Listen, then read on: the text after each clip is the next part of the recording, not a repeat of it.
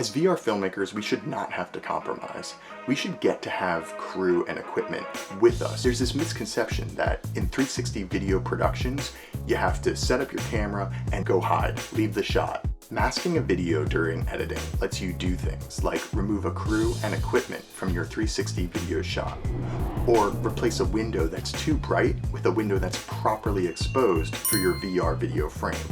And with video masking, you can remove unsightly elements from your 360 video, such as tripods and drones. Today, we'll show you how to do this using video masking programs like Adobe Premiere and Final Cut Pro.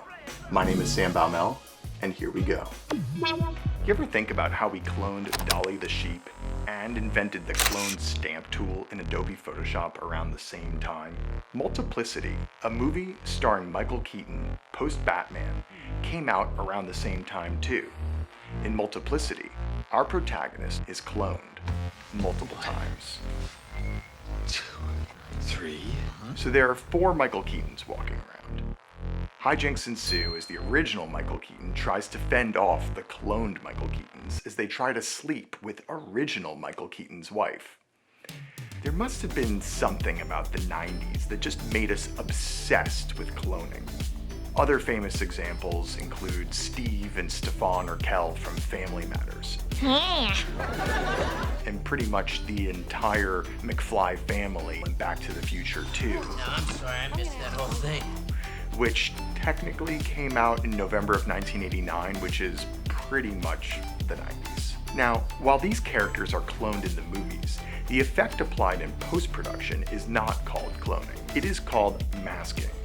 What's a mask, you ask? A mask in video is when you cover a part of the video frame with something else. Same as how when you cover your face with something else, it's called a mask.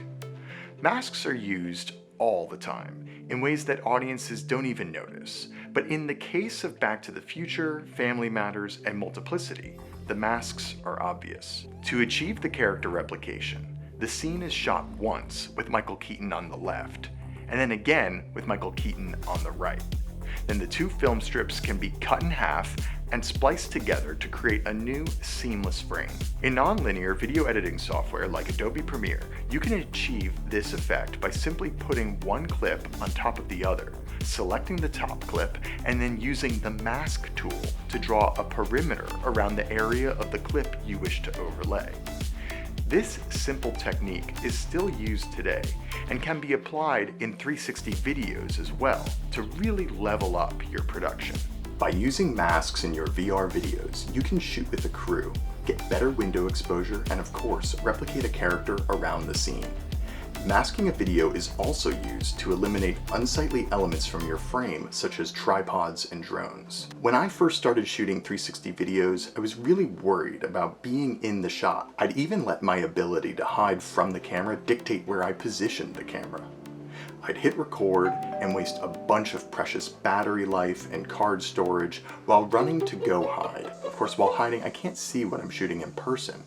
Remote monitoring can be finicky. I can't hear the performer, and I certainly can't conduct an interview. To make matters worse, I was so scared of getting film equipment in the 360 video shot that I'd only use natural or ambient light instead of putting a light on a light stand, or I'd only use a lavalier mic instead of a boom mic.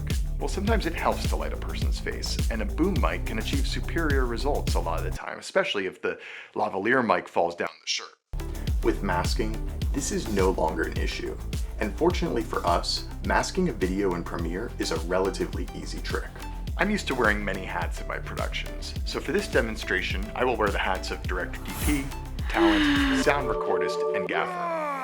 While on location, prepping the scene that you plan to mask later in the edit is super important, and will require more brain power than the actual technical masking process in post-production. The plate. The most important thing to remember is that you've got to shoot a plate.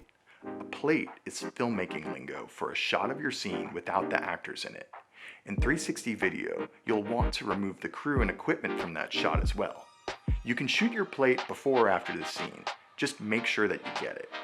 Later, you'll use a portion of the frame from your plate to cover up your equipment and crew. Continuity. To make your masks seamless, you need to make sure that everything looks pretty much the same in your plate and in the shot with the talent. There are three main variables to look out for to maintain continuity. 1. Light. If you're shooting outdoors, the light will change as the sun moves through the sky or as clouds pass overhead.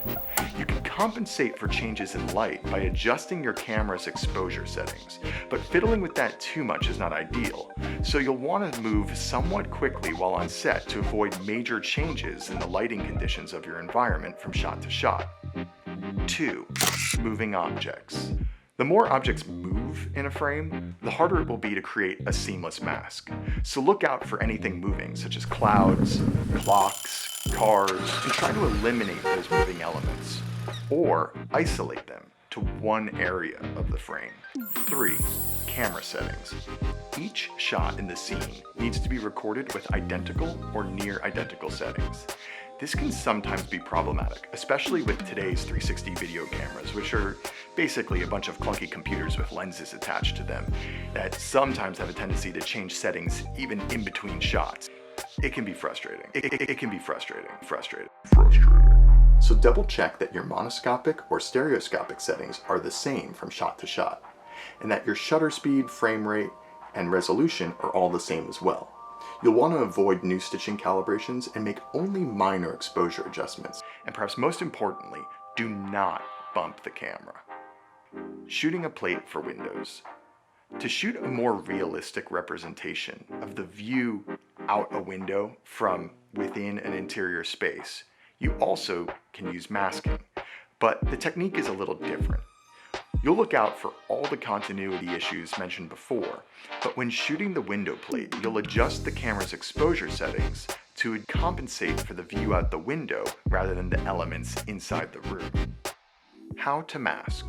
So your footage is in the can, you've offloaded it to at least 2 hard drives, stitched it all together, created proxies, synced the sound, and have it all laid out on your timeline with a rough picture edit of the scene. That all will take way longer than masking a video. Find the shots from the scene that will be used for the mask. We'll start with an example for removing your crew and equipment. Place the clip with the crew and equipment on layer 1. Put the plate clip on top. You can add a frame hold and extend the plate's duration to cover the duration of the clip with your talent. Highlight the plate clip.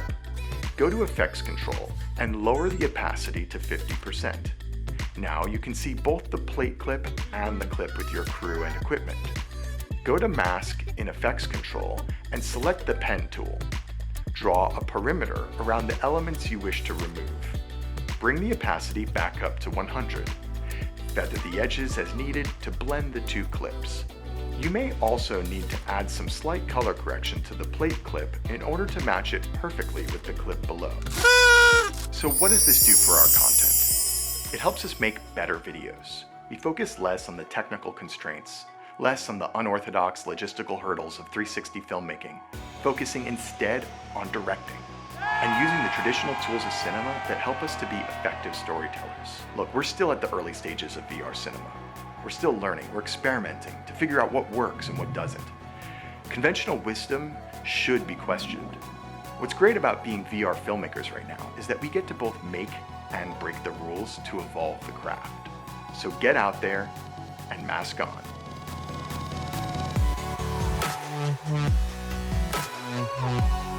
By now you're up to speed on masking a video during editing, video masking programs, masking in Premiere, and masking 360 video in particular. If you don't like this video, then you may not want to subscribe, follow, or like it. Instead, feel free to leave a comment letting me know what you didn't like, so that I can make better videos in the future. If you do like the video and are open to subscribing, liking, and commenting, it will help the SEO for this video, which will make it more visible to other folks in our community and encourage me to make more videos. Until next time, I'm Sam Baumel. Thanks for watching.